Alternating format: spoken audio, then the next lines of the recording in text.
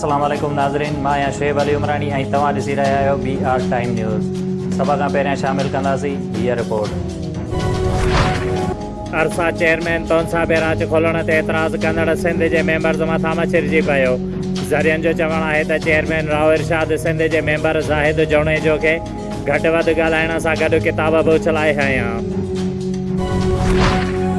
सिंध काबीना सूबे जो पाणी बंदि करण ते ॻणतीअ जो इज़हार कंदे पाणीअ जी बंदिश खे सिंध दुश्मनी करार ॾेई छॾियो। सूबाई वज़ीर नासिर शाह अरसा चेयरमैन खे उहिदे तां हटाइण जो मुतालबो करे छॾियो। इरसा इजलास में चेयरमैन पारां सिंध जे मेंबर्स सां बदतमीज़ी ख़िलाफ़ सिंध असेंबलीअ में पीपुल्स पार्टीअ जे मेंबर्स जो सख़्तु एहतजाज। वज़ीर अज़म इमरान ख़ान सिंध जे गवर्नर इमरान इस्माइल ऐं वफ़ाक़ी वज़ीर असद उमर सां राब्ते बैदि घरू वज़ीर शेख रशीद खे फौरी तौर सिंध जो दौरो करण जी हिदायत करे छॾी। शेख रशीद चयो आहे त सिंध में लाक़ानूनियत जनम वठी रही आहे, हिते पुलिस डिलीवर न पई करे। वज़ीर अज़म फौरी तौर सिंध पहुचण जो हुकुम ॾिनो आहे। अपोज़िशन लीडर शहबाज शरीफ़ जे PDM सरबराह मौलाना फज़लुर रहमान सां मुलाक़ात। PDM जो मुस्तक़बिल ऐं हुकूमत ख़िलाफ़ तहरीक ते ॻाल्हि ॿोल। मौलाना फज़लुर रहमान चयो आहे त पीपल्स पार्टीअ खे पंहिंजे मौक़िफ़ तां खां पोइते हटणो पवंदो। 29 मार्च ते थींदड़ सरबराही इजलास में अहम फ़ैसिला कया वेंदा। पंजाब हुकूमत जी बेइतमादी रिथ लाइ असांजा नंबर पूरा आहिनि।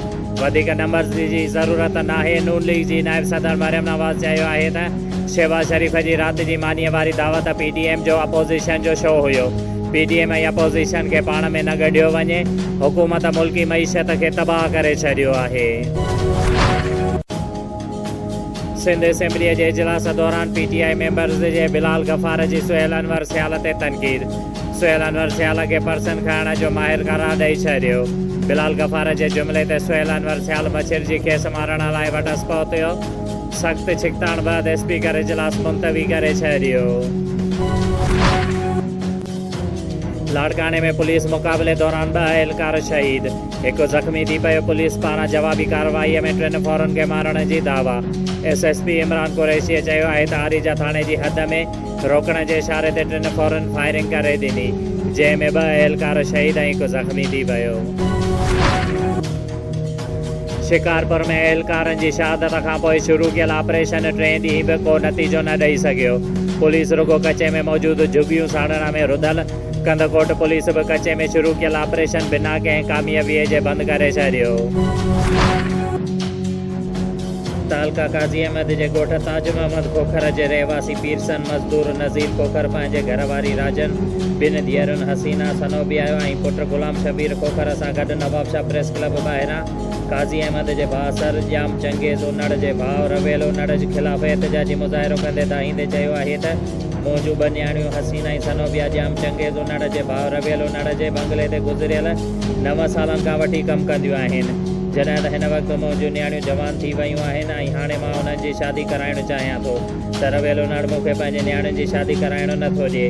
हुन चयो त मां पंहिंजूं न्याणियूं घर में रहायूं आहिनि, जंहिं तां मछिर जी उनजो मैनेजर फारूक शाह मुंहिंजे घर ते पुलिस जी चढ़ाई कराए मूंखे हिरासा करे थो।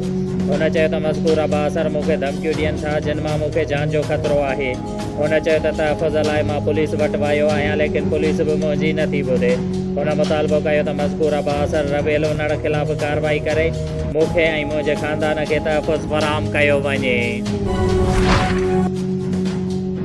मोरो शहर जे वार्ड नंबर 9 सोलंगी मोहल्ला जे रहवासी अशरफ सोलंगी, मुमताज़ मोहम्मद अली साजन ऐं ॿियनि मोरो प्रेस क्लब पहुची एहतजाजी मुज़ाहिरो कयो, जिते हुननि चयो त कुझु ॾींहं अॻु पाण में मामूली ॻाल्हि तां जहिड़ो थियो, जंहिं में शबीर माछी, नियाज़ माछी, पुनाल माछी ऐं ॿियनि ॾंडा बिरादरी थी असां मथां ॾंडनि लठियुनि कुहाड़ियुनि जा वसकारा करे ॾिना, जंहिं ते असांजा 5 ॼणा ज़ख़्मी थिया ऐं मोरो थाणे ते रिपोर्ट दाख़िल आहे। मेडिकल सर्टिफिकेट पिणु मौजूदु आहे, पर उन बावजूदि असां सां इंसाफ़ न थी रहियो आहे। असां अहिड़ी शिकायत पंहिंजे बिरादरी समेत ॿियनि बिरादरीअ जे मुअज़्ज़िज़नि वटि खणी विया आहियूं, पर को बि दादरसी न पियो करे, जंहिं ते उन्हनि इंसाफ़ जी घुर कई आहे। शुएब अली उमरानीअ खे ॾींदा इजाज़त। वधीक ख़बरुनि ऐं अपडेट्स लाइ ॾिसंदा रहो BR टाइम न्यूज़।